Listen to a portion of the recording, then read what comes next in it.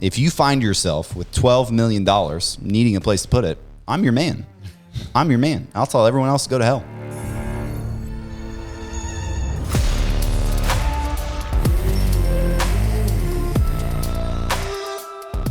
All right, what is up, and welcome back to your favorite Tulsa-based commercial real estate investing podcast, How to Invest in Commercial Real Estate, and we are back. What's up? Here we are.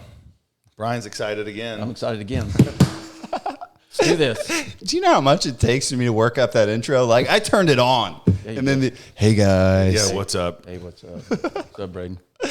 All right, well, interesting show today because we have been saying we're waiting on stuff, and we're finally not waiting anymore. So I love that, right? But real estate's a game of hurry up and wait, so we're comfortable in that space. But we're done waiting on the closing of the Burleson learning experience. We have that equity raise fully funded, modeling super high returns on that deal. I think the IRR is over 30. Over 30. Yeah. Super excited about that. Another learning experience deal.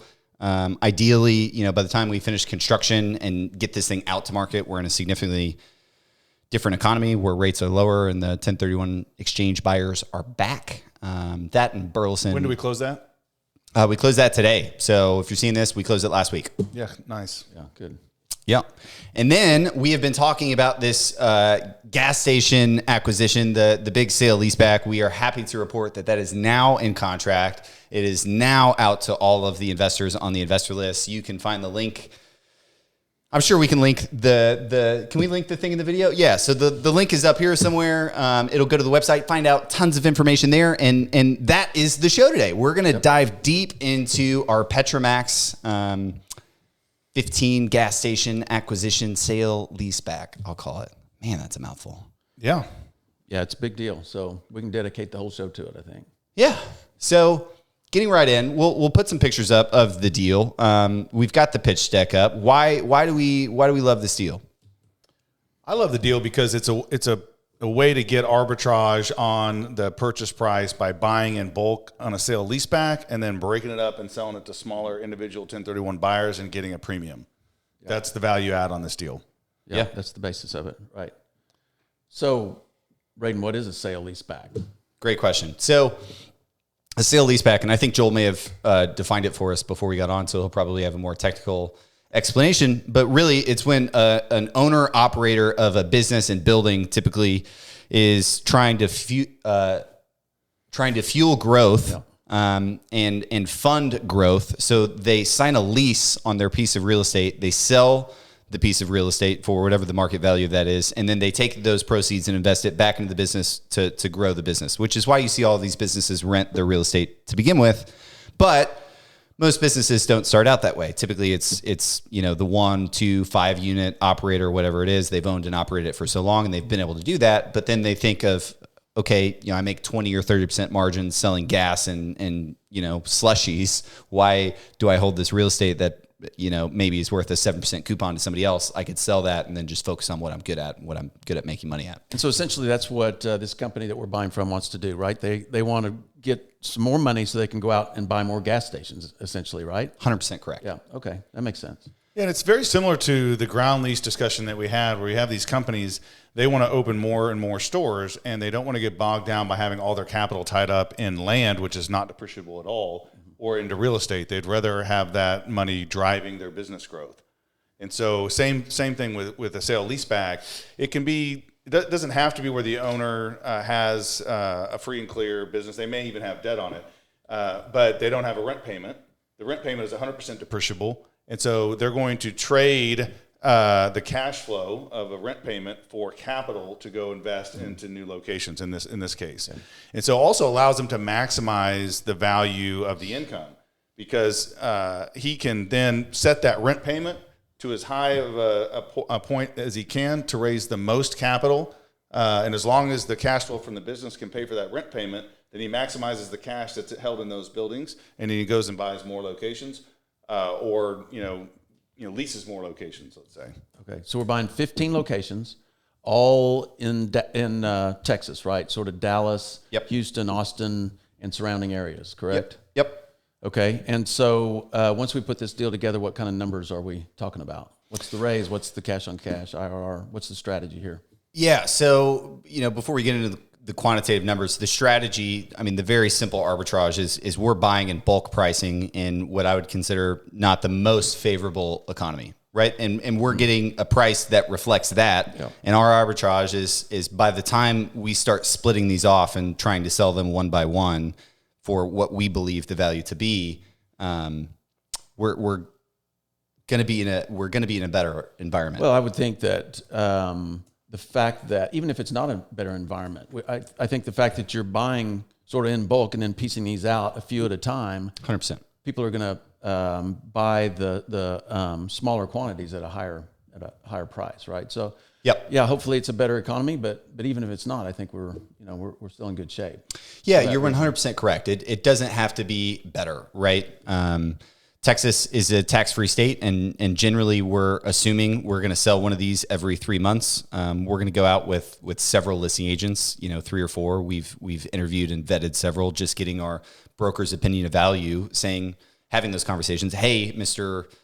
Guy at whatever brokerage or girl, if we had this gas station, what would it be worth standalone? And we've been getting tons of those from a lot of different people because those are the data points of our indication of value. So that's really important. And generally speaking, big round numbers, we're buying it at a 9% cap on the NOI. That's, day one. We get the opportunity to write the lease. We already wrote it, negotiated it with the operator, absolute triple net lease. And we're going out and we'll probably put 3 or 4 on the market initially. And then as the brokers sell through the product, we'll give them more product. Obviously, we can't go out and put all 15 on the market at the same time. Kind of oversaturates it. But there was a point that you were getting into about setting the rent of these stores. And that's a really good point in kind of the management of the risk of this deal is how do we know how well these stores are performing? How do we know if they're performing at all? What if he's just selling us a bunch of, shitty gas stations? Well, that was one of the first questions we had is, hey, we need financial statements on the personal guarantee and the corporate guarantee. We need to understand this corporate structure. How many employees are there? How many other operations do you have running? What are you going to do with the capital? So, well, not only the overall financials picture, but the picture for the finances for each individual property, right? And that as well, right? To where we can go into each store and say, okay, this store is doing $5 million a year in sales. This store is doing $7 million a year in sales. This one's doing $4 million a year in sales. And we can set the rent for each store to get to a healthy occupancy cost for the operator. And that allows us to see which stores are killing it and which stores are doing okay, which stores are doing good. So, and we can set the rent accordingly, which is great. I think it's also important to remind people, I think we probably said it on a previous show, but we went and looked at each and every of these 15 gas stations, right? Yeah, that was vlog number 1. If you have not seen the vlog, be sure to go check that out. That was a fun one. Yeah, that was a good one. Yeah, riding around Texas in a Sprinter van. Yeah. Yeah, we didn't share, but when we were dropping off the Sprinter van, we definitely pulled into the airport and got stuck in between 2 pieces of concrete. That was fun. I'm pretty sure Aaron was in the bathroom when that happened. Stuck on the clearance 7'6" sign, and we were higher than 7 foot. Yeah, something like that. All right, so then before we, what do you got next? Yeah, so I was asked about the returns, and I kind of danced around it and didn't answer it. Over the 4-year investment horizon, we are targeting on selling one asset every 3 months until 4 years. Of those sales, 75% of the proceeds will go to pay down debt. 25% of the proceeds will be released to the limited partner, and the amortization schedule will be reset, allowing the cash on cash to actually increase over the whole time, which is really good. A point here because we're buying these assets and they're covering the debt well, right? We're going to pay out and meet the preferred return of 8% on the first year, assuming we sell nothing, which is a really good spot to be, I think. Yeah, and then we're able to increase the cash on cash because we're going to be selling these for more than we paid for them. Correct. So we're paying the debt down more, and since the AM schedule is resetting, the cash on cash will go up as we sell locations. Yep. So 48-month IRR is 23.5% with a 1.54 equity multiple. And again, what's driving that IRR is the distribution every 3 months. As we sell each one of these assets, the LP will get a return of capital by the 13th out of 15th sale. So by the 13th sale, all of the equity will be paid back. And then those last 2 sales is really where we bring in the gravy. So someone may say, well, normally, guys, you're giving me a 2x multiple over 5 years. This is a 1.55 or 1.54 over the 4 years. The reason that is, guys, is because every time we sell a deal, we're giving you some of your capital back. And so the risk is going down, but it lowers the multiple because we don't have 100% of your capital for 4 years. If we did, your multiple would be higher.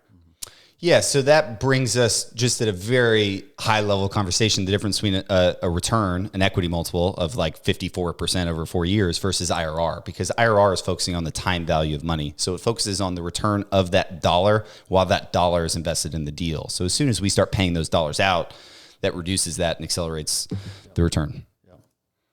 Anyway, what else? I know there's some things on depreciation on the asset we want were to going to get talk into. about what are the ways that we're reducing risk on this deal. So I don't know if you have some thoughts on that. Okay, first of all, so what kind of guarantees do we have on the deal? Yeah, so we have a personal guarantee of the owner of the operations company. The liquidity statement is, I think $30 million net worth, $30 to $50 million net worth. I think we're adding 50. Yeah, I think it is 50 as well, edging on the side of caution. That number will obviously go up with the sale. I think we're looking at $10 million in liquidity being added after the sale, and then that should be shoveled back into the corporate structure to fuel new growth and new gas station developments. So we get both of those guarantees. And then again, we got the sales for each of these stores. So in our opinion, just the historic sales will be enough to cover the rent, assuming, we never have to go after that guarantee. So you mentioned this before, and I think we should go into a little bit deeper. You said we're going to set the rent for each store. How do we go about doing that, and why is that important?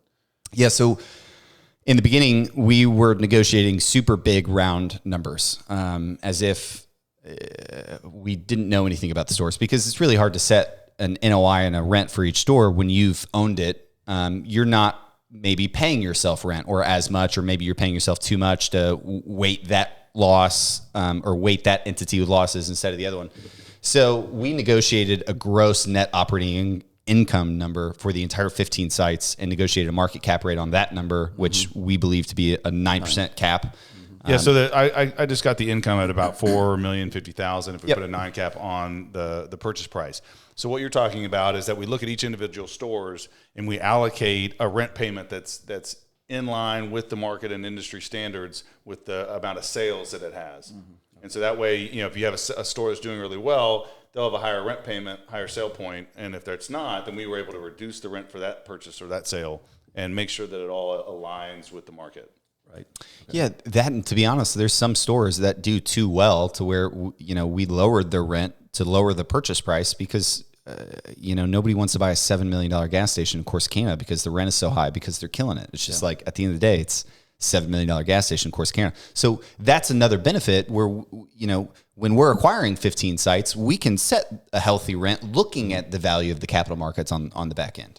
Okay. And that rent's already been negotiated. That was part of the contract? The gross rent for all 15 sites has been negotiated. We've got 30 or 45 days once we're in contract to come to an agreement with the seller on those numbers, and the discussions are happening right now. Yeah. We're going through the sales, and I think we've made our first pass, and it's in their court now to just kind of and to further mitigate risk. I assume these are going to be triple net leases. That's another great question. So moreover, they are absolute triple net leases, which means the tenant is paying their own property taxes. The tenant is self-insuring their building, and the tenant is not only paying for it, but facilitating their own common area maintenance. So there's no responsibilities for us on an absolute triple net lease. Okay. Yeah. Which again, we're doing that purposely for the value of the investor on the back end, right? The cleaner and easier we can make this, the better it's going to be. And we were proactively reaching out to brokers who are selling this type of asset class to help us with that lease. Hey, Mr. Broker, you sold $50 million or 100 gas stations. Yeah. I need a good sale leaseback gas station lease that you can sell. You're in this space, right? So that's what we're doing. And I know we preach this shit all the time on the podcast that you should be doing that, but there's a real world example of we have to get indicators of value. So we called a lot of people and we're talking to them. Hey, you do this all the time. Yeah. And I think people are scared to ask, hey, do you have a lease? Like everyone's going to call their attorney and pay them $20,000 to get some half-ass lease from an attorney that probably doesn't specialize in retail leases. Or you could just texted your buddy or me and said, hey, can I see your lease? Yeah. I probably would have been like, yeah. Brand new 15-year. Brand new 15-year. Yearly increases? Yearly increases. I think they have 3 5-year options, which, are what they are. Okay. And then what are some other benefits? We already mentioned the tax-free state. Yep. But also gas stations come with a unique depreciation schedule. 60%, you can depreciate the building 60% in year one. Yeah, so just with the current 179 bonus depreciation, we're at 60% in 2024 now, assuming nothing changes. Right now, there's a lot of discussion and talk, and I think it's already passed The House, I think. the House to bring bonus depreciation back up to 100% for gas stations in specific, and they may vary by asset class. But yeah, assuming nothing changes and it doesn't get passed in the Senate, we'll have a 60% bonus 179 depreciation that we'll be able to take this year, which is huge, right? And it's something to offer buyers as well. Which means what? You can depreciate 60% of the value of the property, minus the land. Yeah. In the first year, and then the rest of the building is flatlined over the remaining 39 And do gas years. stations versus retail shopping center like we do, are you able to, on the cost segregation, are there any advantages to gas stations? Yeah, just because inherently they have more working components and equipment specifically related to the sales of gasoline. So they allow you to separate those out from the actual building and depreciate them faster. Okay. Because it really is, like if you bought a lot of these working components separately and didn't attach them to a building, you'd just be able to depreciate them as equipment significantly faster. So the IRS is cognizant of that in the code. Okay. So yeah, that's a value for us while we're holding it. We're going to enjoy those write-offs. Heck yeah, sweet. And then the buyer of these assets, again, I've made this correlation several times off the show, but we hear of people, crazy wealthy people buying like a G550 or a Gulfstream or whatever for like $40 million for a tax write-off. It's, their end of year truck, just at a different scale. This, in my opinion, especially if bonus depreciation gets reset up to 100%, this is a Gulfstream with a 7.25% bond coupon attached to it, right? You write off the whole freaking thing that year. You don't have to buy the Gulfstream. You don't have to pay for the Gulfstream. And in fact, the Gulfstream now pays you 7% of what you paid for it. Yeah. That doesn't exist. Yeah. It's not a time machine like a Gulfstream, but taxes definitely helps. Yeah. So that's a lot of benefits. I don't have any more written down myself. And a couple of things we did to make sure that we're eliminating as much risk as possible. Getting brand new surveys on all 15. We're getting brand new property condition reports to make sure that the buildings are in good shape, right. Roof, structure, parking lot. Right. What else? We're getting phase ones on all of them. Obviously, they're gas stations, so we just there is issues there, but hopefully we're doing everything we can to mitigate the risk on these sites. So brand new surveys. So we said we're going to our plan or strategy is or what we modeled was 1 unit every 3 months. I assume as soon as we close and we're ready, we're going to pick 2 or 3 of these to put on the market just as quick as we can. Yeah, no reason to hang on to them longer than we want, right? I mean, between us and our secret group of followers, I've already picked, who's going to sell these for. I've had calls with a lot of people. I know who I like. I know who I don't like. And there's some people I'm not going to call back. I'll tell you that. And there's some people that I definitely want to call back. And it's just the warm referrals we get. We work a lot with a lot of brokers in the space, and there's just people who are better at their jobs. But yeah, we've picked 3 or 4 people. We haven't exactly told them. We've been having conversations with them. And yeah, we're going to pick 3 or 4, immediately put them on the market. As each broker will get 1. As the broker sells through the product or gets it in contract, that broker will get more product, right? Some brokers will do better than others. Yeah. And it takes the favoritism out of it for us, for the investors, for everyone else. Like I want them sold. Yeah. I want anybody who can sell them to come and sell them. I want anybody who wants to buy them to come and buy them. I'm agnostic about it. I'm acknowledging that's not my shtick and not the value I'm adding. And there's tons of industry experts who can do that for us. Well, it's a good way to figure out which brokers are motivated or able to sell them. And if 2 or 3 do better than the other 1 or 2, then that's who we'll stick with. I'm sure. Yeah, just give 3 brokers, 1 or 2 each. Yeah. And the quicker you sell those, you get the next ones. I mean, it just creates that competition. Yeah. Well, okay, so all of this has been pretty positive, but there's one thing that may be a negative for some of the people that are listening, because not everybody gets to invest in this deal because we're doing a little bit different offering. Yeah, always raining on the parade, man.